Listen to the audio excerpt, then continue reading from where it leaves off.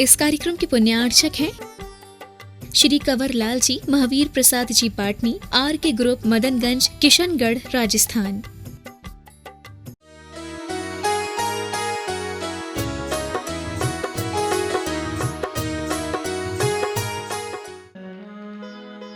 आखिर और क्या चाहिए? अगर हमारी शक्तियां बढ़ती रहेंगी तो हमारी भक्तियां भी बढ़ती रहेंगी। भक्ति से हमें क्या प्राप्त करना होता है? शक्ति। और फिर शक्ति से हमें क्या करना होता है? भक्ति। जहां से जो चीज हमें मिल रही है उसका उपयोग उसी चीज में करना। अगर हमें भक्ति करने से शक्ति मिल रही है तो हमें अपनी शक्ति फिर और भक्ति को बढ़ाने में लगाना।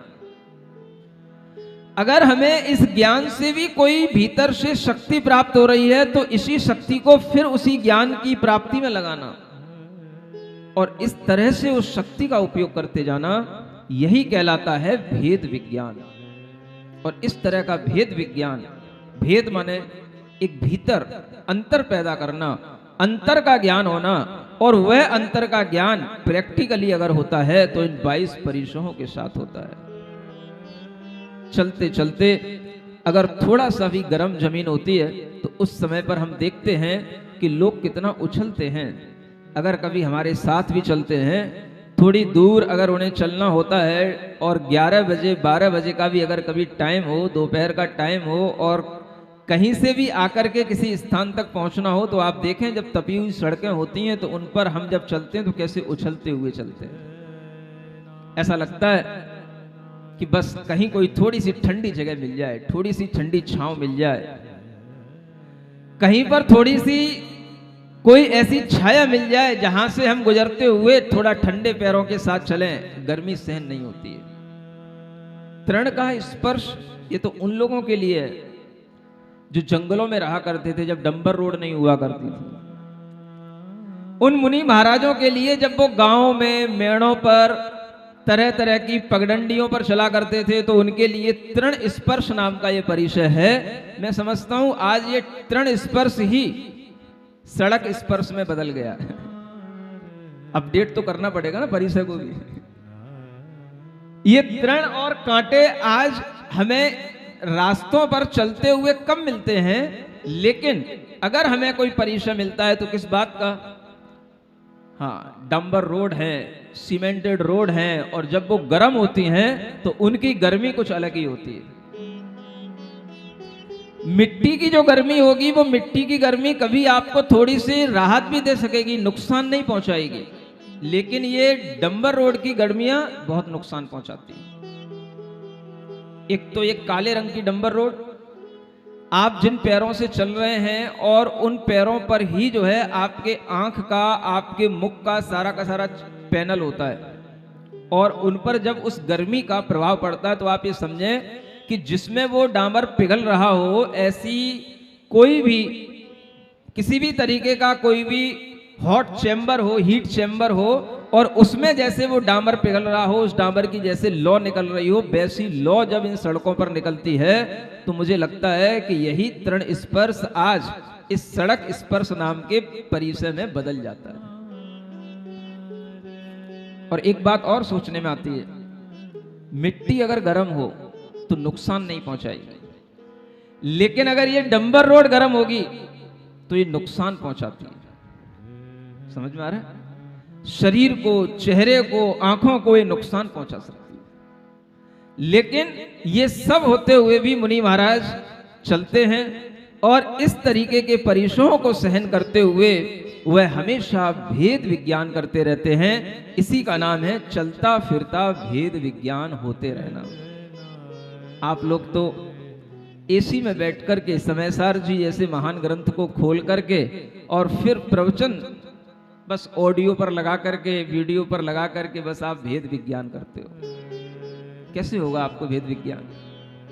इतना सरल होता तो ये सब क्यों होता?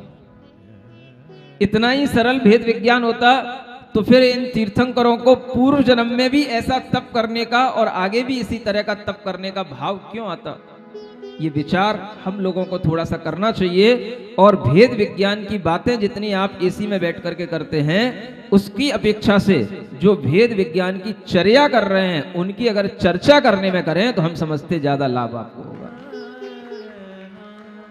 लेकिन आप जितनी समय सार की चर्चा करते हैं उतनी आप भेद विज्ञानियों की चर्चा नहीं करते हैं। सुन रहे हो? और ये भी संस्कार आपको यहां ऐसे ही स्थानों के विद्वानों के माध्यम से आपके ऊपर डला हुआ है। क्या सुन रहे हो? बहुत से लोग तो अब चैनल के माध्यम से, कौन सा भाई, आगमवाणी है, हाँ, ऐसा लग रहा है कि ये आगमवाणी चैनल ने घर घर पहुंचा दिया है। अब लोग घर से ही बैठे बैठे आनंद लेने का भाव करने लगे हैं। चैनल बंद करवाने पड़ेंगे। अगर घर पे ही बैठ करके आपको स्वाध्याय करने का और चैनल पे ही सब कुछ देखने का आप मजा लेंगे, आनंद लेंगे, तो फिर आपको कभी भी लाइव प्रोग्राम में जो आपके लिए लाभ मिलेगा वो लाभ आपको वहां बैठे, घर पे बैठे नहीं मिलेगा। इतना भी अगर आप कष्ट ना उठाना चाहो कि हम 1 घंटे के लिए मुनि महाराज के सानिध्य में बैठे, उनके पास बैठे, उनके निकट बैठे, उनको देखते हुए उनकी वाणी सुने, अगर आपके अंदर इस भाव में कमी आने लगेगी तो मैं समझूंगा कि आप लोग फिर से आलसी होने जा रहे हो। आलसी नहीं होना।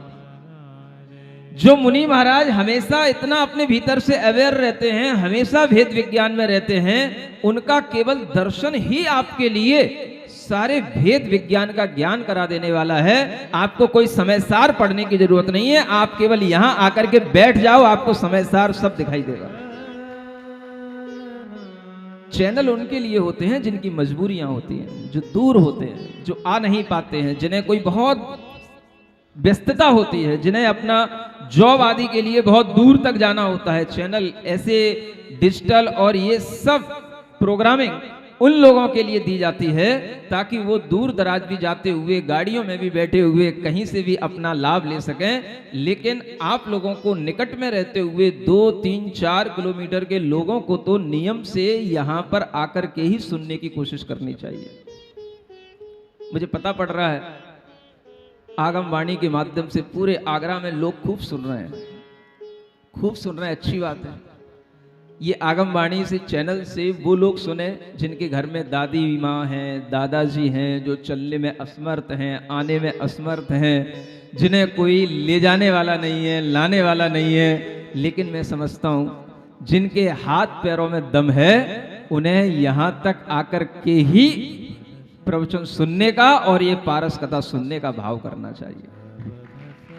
तभी आपके हाथ पैरों में वह ताकत बनी रहेगी और वह दम बनी रहेगी जो आपको कम से कम इतना तो महसूस हो कि मुनि महाराज हजारों किलोमीटर चल करके हमारे नगर तक आते हैं, तो क्या हम 2-4 किलोमीटर चल करके 1 घंटे के लिए पारस कथा सुनने के लिए हम खुद अपना मन न बनाए? ऐसा होना नहीं चाहिए। और अगर ये है तो मैं समझूंगा ये सब पुराने विद्वानों के संस्कार हैं आपके ऊपर। इन संस्कारों को बदलना है। अब विद्वानों के संस्कार नहीं, अब मुनि महाराजाओं के संस्कार आपको डालना है। और विद्वानों के संस्कारों से जो आपके अंदर एक आलस्य पैदा होता है उसे दूर करके आपको मुनि महाराज की तरह हमेशा एक्टिव और हमेशा आपको अवेयर रहना है। ऐसा संस्कार आपको डालना है। वो आपको यहीं पर बैठकर के सीखने को, देखने को मिलेगा। मैच घर से टीवी पर वो देखते हैं जिन्हें स्टेडियम में पहुंचने के लिए टिकट नहीं मिलती है। सुन रहे?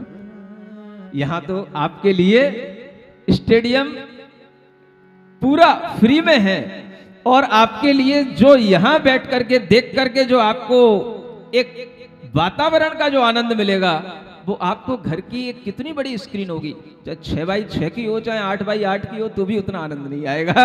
स्क्रीन पे सब कुछ फोकस नहीं हो सकता है। यहाँ पर जो आपको बैठे हुए भावनाएं मिलेंगी, तो इतने तमाम लोग जो बैठे हुए रहते हैं इनकी भी जो पॉजिटिव वेव्स होती हैं ये भी आपको फील करने को मिलेंगी। ये यहाँ बैठने का एक लाभ होता है। अनेक प्रकार के हमारे अंदर भाव यहीं बैठ करके आएंगे और इस तरह के भावों में हमारे अंदर कमी नहीं आना चाहिए। ये भाव निरंतर चलते रहना चाहिए। ये परिसर जब तक चल रहे हैं और इन परिसरों का जब तक हम ज्ञान ले रहे हैं, हम ये सोचते रहें कि मुनि महाराज तो पैदल चल चल करके कितना रास्ता नाप लेते हैं, हमें तो गाड़ियों से चलना है, अपने वाहनों से आना है, और फिर भी हम आलस्य करें, तो हम समझेंगे कि आप लोगों के अंदर अभी भी वही पुराने वाले संस्कार चल रहे हैं। सुन रहे हो? जितने लोग बैठे हैं वो तो बढ़िया बैठे हैं, एक्टिव वाले बैठे हैं, लेकिन बहुत से लोग जो टीवियों पर बैठ बैठ करके सुन करके आनंद ले रहे हैं, उनके लिए थोड़ा सा कहना था, वो भी अब बाहर निकल करके आने की कोशिश करें। तृण स्पर्श परिचय के बाद में एक परिचय होता है जिसे कहते हैं मल परिचय। जाव जीव जल नौन तजो, जिन नगन रूप वन थान खरे हैं, चले पसेव धूप की विरिया, उड़त धूल सब अंग भरे हैं। मलिन देह को देख महामुनि, मलिन भाव उर नाही करे हैं। यो मल जनित परिसह जीते, तिने हाथ हम शीस धरे हैं। यह एक और परिचय है जिसका नाम है मल परिचय। क्या बोलते हैं? मल माने मैलापन।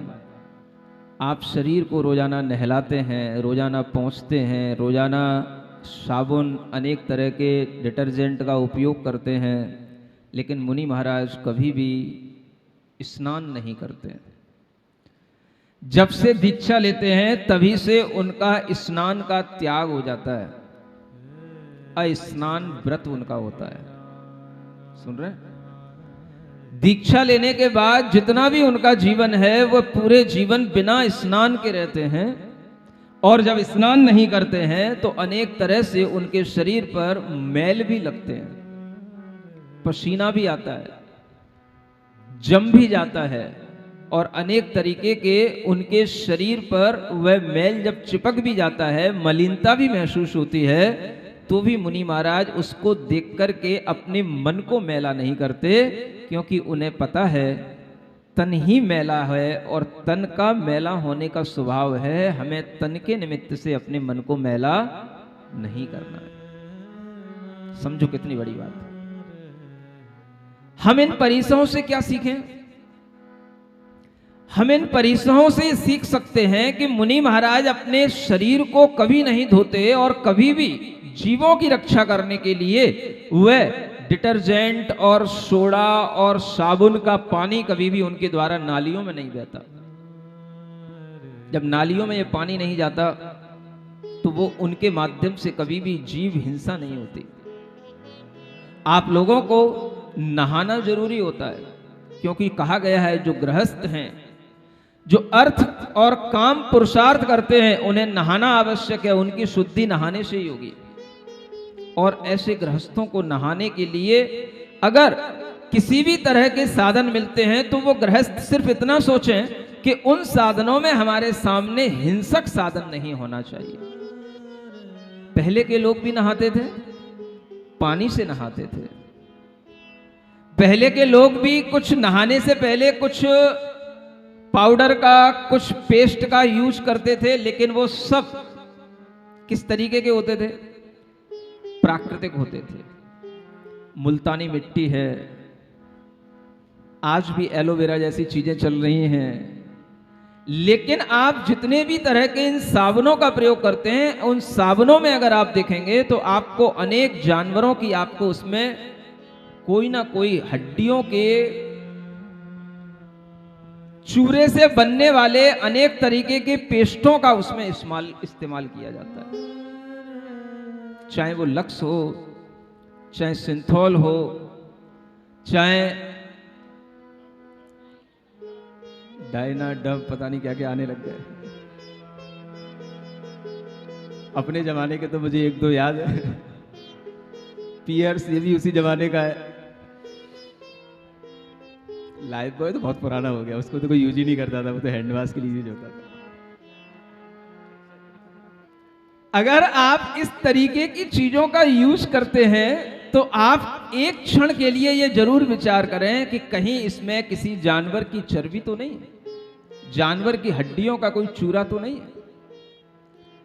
ये विचार करके ही आप उसको अपने शरीर पर लगाएं। और अगर आप अपने आप को अहिंसक रूप में अपनी जीवन शैली को बनाना चाहते हैं तो इस तरह के विचारों से अपनी जीवन शैली को अहिंसक बना सकते हैं कि हम कभी भी अपने जीवन में अपने शरीर पर इस तरीके के साबुन और डिटर्जेंटों का उपयोग नहीं करेंगे।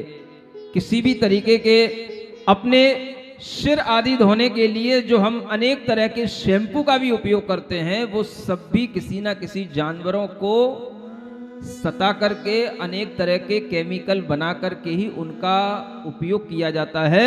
और हर एक शैम्पू को बनाने से पहले उसे खरगोश जैसे कोमल जानवरों की आंखों में डाल करके ये टेस्ट किया जाता है कि यह अगर किसी आदमी की आंख में गिरेगा तो कहीं कोई आदमी की आंख तो नहीं चली जाएगी। और इस चक्कर में कई खरगोशों की और कई बंदरों की आंखों को नुकसान पहुंचाया जाता है। सुन रहे? किस लिए? आपकी आंखें बचाने के लिए कई खरगोशों की आंखें फोड़ी जाती हैं, क्योंकि उन्हें वो टेस्ट करना होता है कि इसमें केमिकल कितने चला गया, कितना इसकी तीक्ष्णता इसकी है, और इसकी तीक्ष्णता इतनी होनी चाहिए कि ये किसी मनुष्य को अंधा ना बनाए। और इस तरह से वह टेस्ट रोजाना होते हैं और हर बार उन टेस्टों के माध्यम से अनेक तरह के खरगोश जैसे कोमल प्राणियों की आंखें खराब की जाती है, उन्हें जीवन पर्यंत के लिए अंधा बनाया जाता है, उन्हें हमेशा के लिए नुकसान पहुंचाया जाता है। आप विचार करें, नहाने के लिए, अपने शरीर का स्नान करने के लिए एक सबसे सुंदर और सबसे अच्छी चीज होती थी। अगर आज भी आप देखेंगे तो इन्हीं चीजों से आपको फायदा मिलेगा। अगर आप अपने शरीर को अच्छा बनाए रखना चाहते हैं तो साबुन से भी कई बार एलर्जी, अनेक तरीके की खुजली और अनेक तरीके के रोग होते हैं। पहले के लोग क्या करते थे? बेसन होता है, बेसन, समझ आ रहा है? उस बेसन में सरसों का तेल मिलाया जाता है और फिर उसका पेस्ट बना करके आप उसको अपने मुंह पर लगाएं, शरीर पर लगाएं, उसकी उबटन से आप अपने आप को नहलाएं तो आपका रूप निखरेगा और वास्तव में जो आपकी स्किन है वो बिल्कुल आपकी ग्लोफुल होगी और किसी भी तरीके की एलर्जी और खाज खुजली कभी नहीं होगी। समझ में आ रहा है?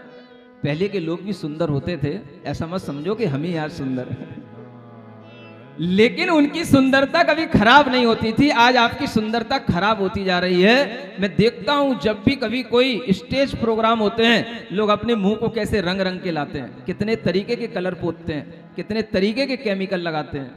उन्हें यह भी पता नहीं होता है कि इनके साइड इफेक्ट क्या होंगे। समझ आ रहा है? ये सब सीखना चाहिए आपको इस बात से कि हमें पारसनाथ भगवान की कथा में बताया जा रहा है कि पारसनाथ भगवान की आत्मा अपने शरीर से अपना ममत्व इतना दूर हटाए के रखी थी कि उनके जीवन में कभी भी उन्होंने मुनि महाराज बनने के बाद नहाना तो दूर, उन्होंने अपने शरीर के मैल को भी कभी छुटाने का भाव नहीं किया। हम गृहस्थ हैं, अगर हमें अपने शरीर का मैल भी छुटाना पड़े तो हम अपने अहिंसक तरीके से छुटाएं। हम इसके लिए किसी भी तरह के हिंसक प्रोडक्ट्स का यूज ना करें। ये भी अगर हम अपने जीवन में इन कहानियों से सीखते जाएंगे तो हमें कुछ लाभ होगा। अन्यथा आप कहोगे महाराज आपके लिए ये बरिश है, आप ही सहन करो, हमें क्या करना है। समझ में आ रहा है? तो हमें तो आपको भी सिखाना है, आपको भी बताना है कि इन परिसों को सहन करने की भावना आपके अंदर तभी आएगी जब आप इस तरह से अपनी लाइफ स्टाइल में थोड़ा सा चेंज लाएंगे। तो हो सकता है कि आपके मनोभाव भी कभी इतने तीव्र बन जाएं कि आप भी भावना करने लगें कि भगवान एक दिन ऐसा आए जब मुझे स्नान किए बिना ही मेरा मन पवित्र बना रहे।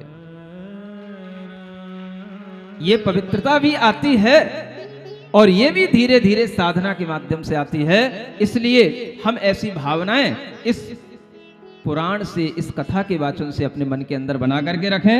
मंगल भवन अमंगल हारी, पारसनाथ जगत हितकारी, संपत्ति सब अवही घर आवे, पारस कथा भाविक जन गावे। आगे की परिचय है जिसका नाम है सत्कार पुरस्कार परिचय। जे महान विद्या निधि विजयी, चिर तपसी गुण अतुल भरे हैं, तिनकी विनय वचन सो अथवा, उठ प्रणाम जन नाही करे हैं।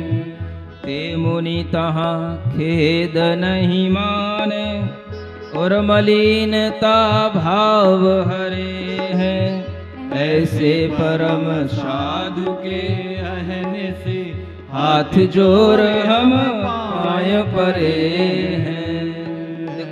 इसे कहते हैं आध्यात्मिक जीवन, स्पिरिचुअलिटी। कभी भी हमारे मन में ये सब साधनाएं हैं, ये सब हमारे मन को अपनी आत्मा में लगाने के तरह तरह के तरीके हैं। और ये सब जो एक सामान्य इंसान के अंदर जो भाव होते हैं, उनसे अपने आप को ऊपर उठाने वाले भाव हैं। आप बहुत ज्ञानवान हैं, आप बहुत तपस्वी हैं, सुन रहे? और सब तरीके से आपके अंदर अनेक प्रकार के विद्या आदि गुण हैं, आप निपुण हैं, आप हर तरीके के कला कौशल में प्रवीण हैं।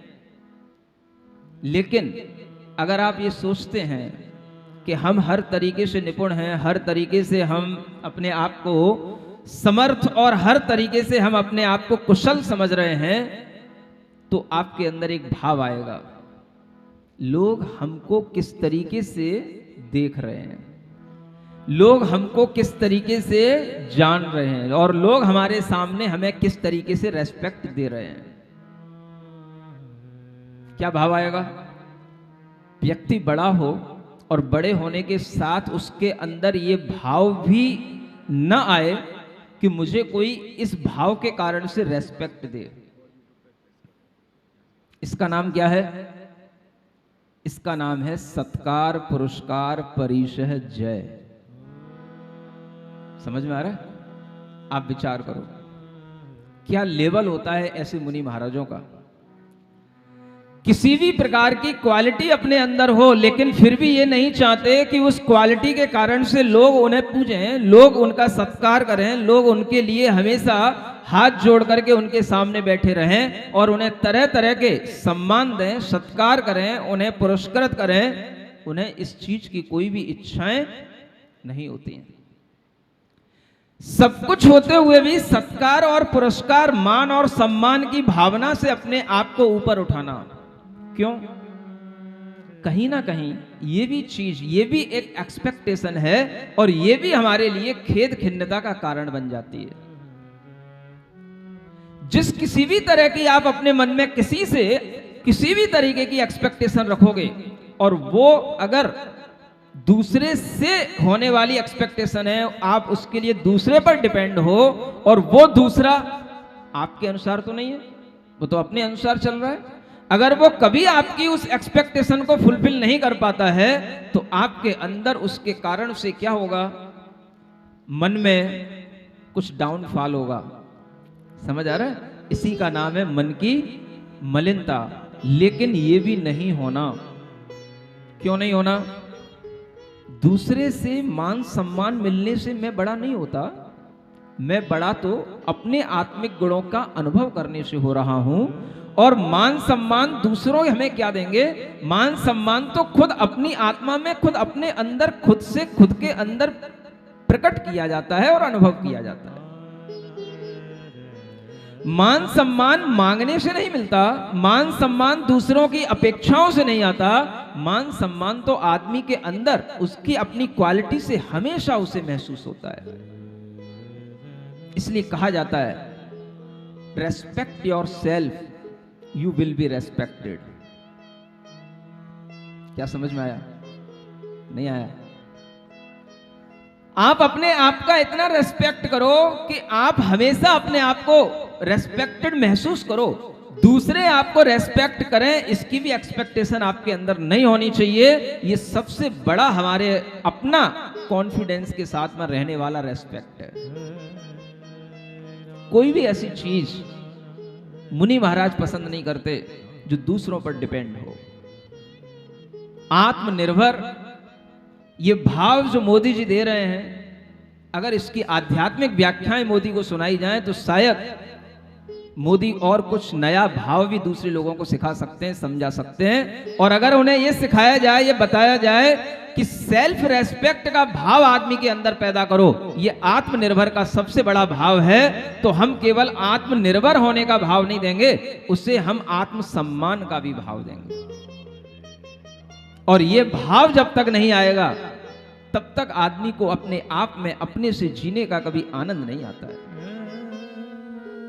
हर आदमी की एक अंदर टेंडेंसी होती है दूसरे के ऊपर डिपेंड होकर के जीने की, दूसरों से हमें सम्मान मिले, दूसरों से मान की भूख अपने अंदर रहती है, दूसरों से अब कुछ प्राप्त करने की इच्छा रहती है। और जब तक हम दूसरों से कुछ चाहते हैं तब तक हम सेल्फ डिपेंड नहीं है, आत्मनिर्भर नहीं है।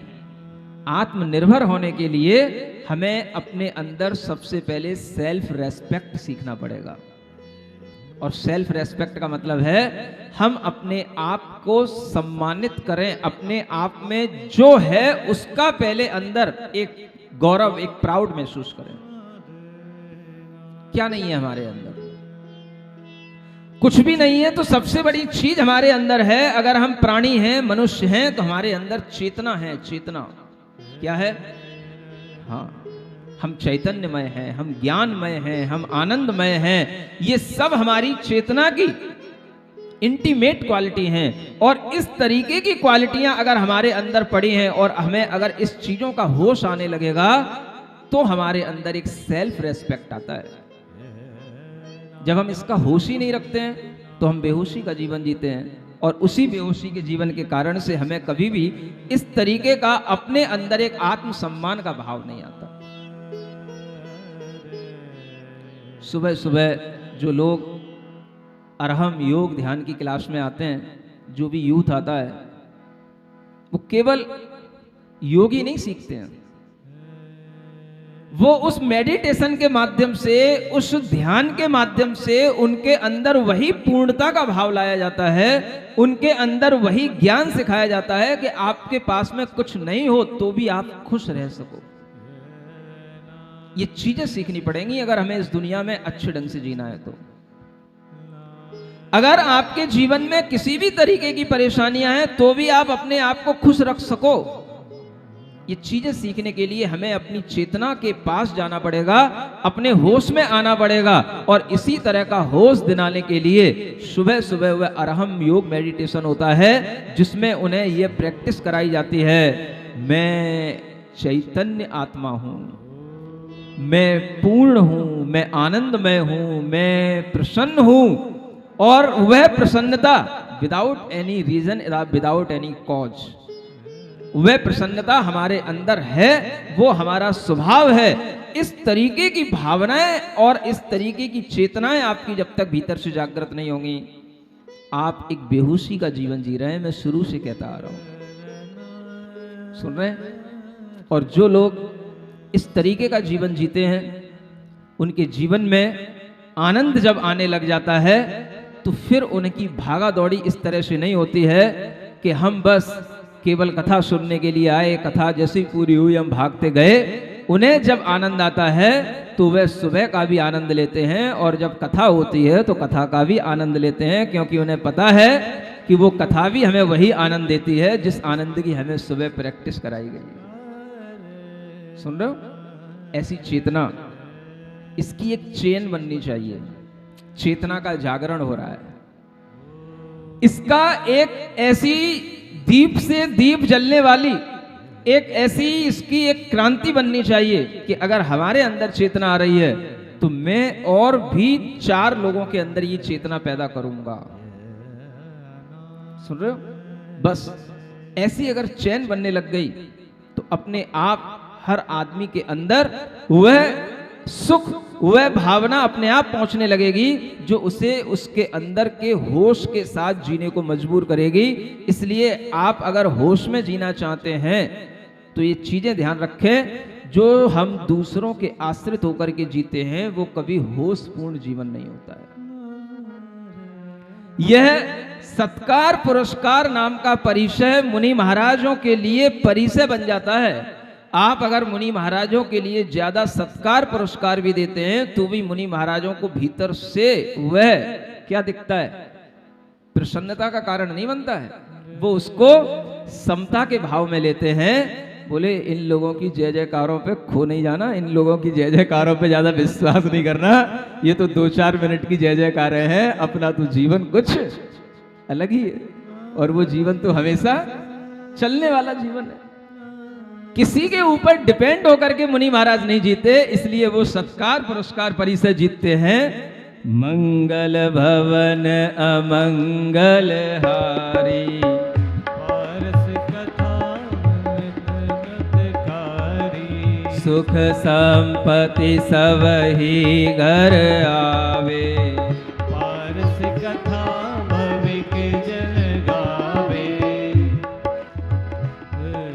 तर्क छंद व्याकरण कला निधि, तर्क छंद व्याकरण कला निधि, आगम अलंकार पढ़ जाने, जाकी सुमति देख परवादी, बिलखे हो लाज उर आने, जैसे नाद सुनत के हरि को, वन गयंद भागत भय भान, ऐसी महाबुद्धि के भाजन, पै मुनीस मद रंच न ठाने, पै मुनीस मद रंच न ठाने। देखिए इसको भी एक परिचय रखा गया है जिसे प्रज्ञा परिचय कहते हैं। क्या बोलते हैं? प्रज्ञा परिचय है जिसका नाम है सत्कार पुरस्कार परिचय।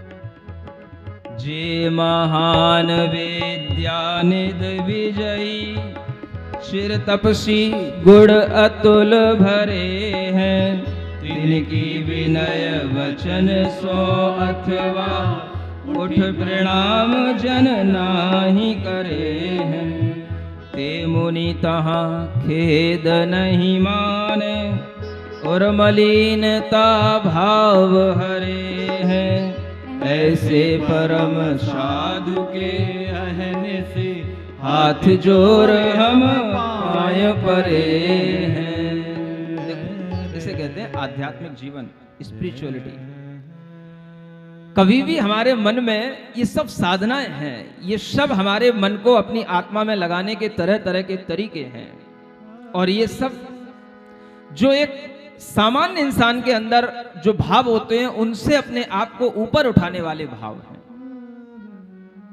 आप बहुत ज्ञानवान हैं, आप बहुत तपस्वी हैं, सुन रहे? और सब तरीके से आपके अंदर अनेक प्रकार के विद्या आदि गुण हैं, आप निपुण हैं, आप हर तरीके के कला कौशल में प्रवीण हैं।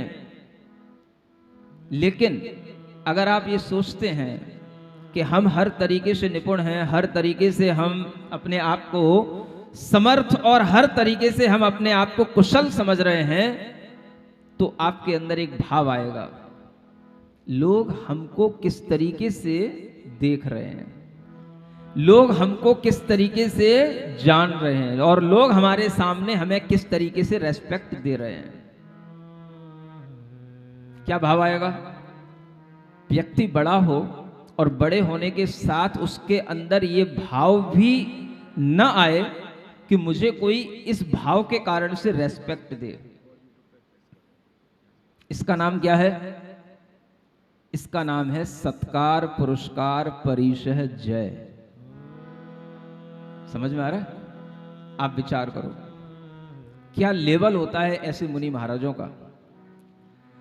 किसी भी प्रकार की क्वालिटी अपने अंदर हो, लेकिन फिर भी ये नहीं चाहते कि उस क्वालिटी के कारण से लोग उन्हें पूजें, लोग उनका सत्कार करें, लोग उनके लिए हमेशा हाथ जोड़ करके उनके सामने बैठे रहें और उन्हें तरह तरह के सम्मान दें, सत्कार करें, उन्हें पुरस्कृत करें। उन्हें इस चीज की कोई भी इच्छाएं नहीं होती हैं। सब कुछ होते हुए भी सत्कार और पुरस्कार, मान और सम्मान की भावना से अपने आप को ऊपर उठाना। क्यों?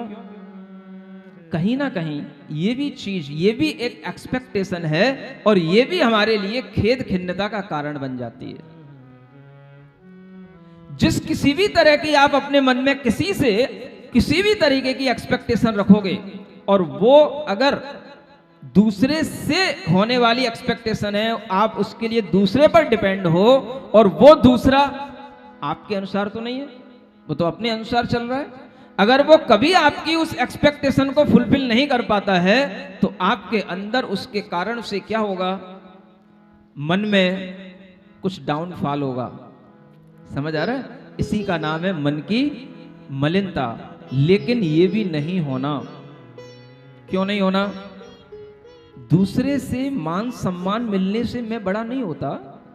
मैं बड़ा तो अपने आत्मिक गुणों का अनुभव करने से हो रहा हूं। और मान सम्मान दूसरों हमें क्या देंगे? मान सम्मान तो खुद अपनी आत्मा में, खुद अपने अंदर, खुद से खुद के अंदर प्रकट किया जाता है और अनुभव किया जाता है। मान सम्मान मांगने से नहीं मिलता, मान सम्मान दूसरों की अपेक्षाओं से नहीं आता। मान सम्मान तो आदमी के अंदर उसकी अपनी क्वालिटी से हमेशा उसे महसूस होता है। इसलिए कहा जाता है, respect your self, you will be respected. क्या समझ में आया? नहीं आया? आप अपने आप का इतना रेस्पेक्ट करो कि आप हमेशा अपने आप को रेस्पेक्टेड महसूस करो। दूसरे आपको रेस्पेक्ट करें, इसकी भी एक्सपेक्टेशन आपके अंदर नहीं होनी चाहिए। ये सबसे बड़ा हमारे अपना कॉन्फिडेंस के साथ में रहने वाला रेस्पेक्ट है। कोई भी ऐसी चीज मुनि महाराज पसंद नहीं करते जो दूसरों पर डिपेंड हो।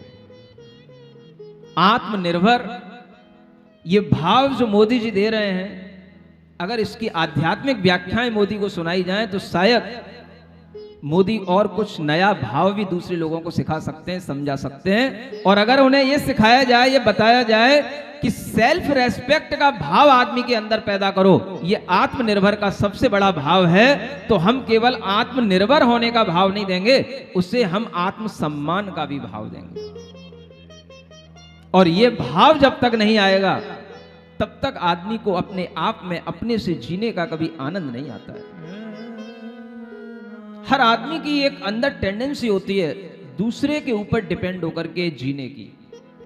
दूसरों से हमें सम्मान मिले, दूसरों से मान की भूख अपने अंदर रहती है, दूसरों से अब कुछ प्राप्त करने की इच्छा रहती है। और जब तक हम दूसरों से कुछ चाहते हैं तब तक हम सेल्फ डिपेंड नहीं है, आत्मनिर्भर नहीं है। आत्मनिर्भर होने के लिए हमें अपने अंदर सबसे पहले सेल्फ रेस्पेक्ट सीखना पड़ेगा।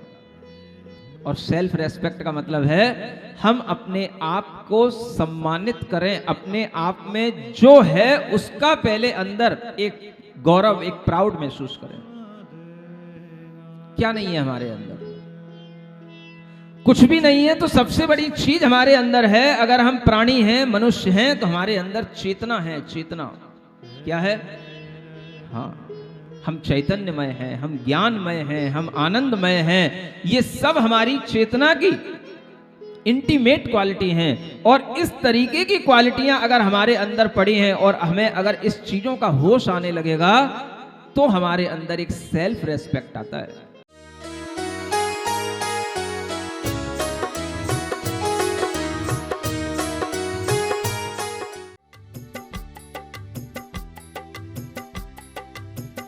इस कार्यक्रम के पुण्यार्चक थे श्री कंवर लाल जी, महावीर प्रसाद जी पाटनी, आर के ग्रुप, मदनगंज, किशनगढ़, राजस्थान।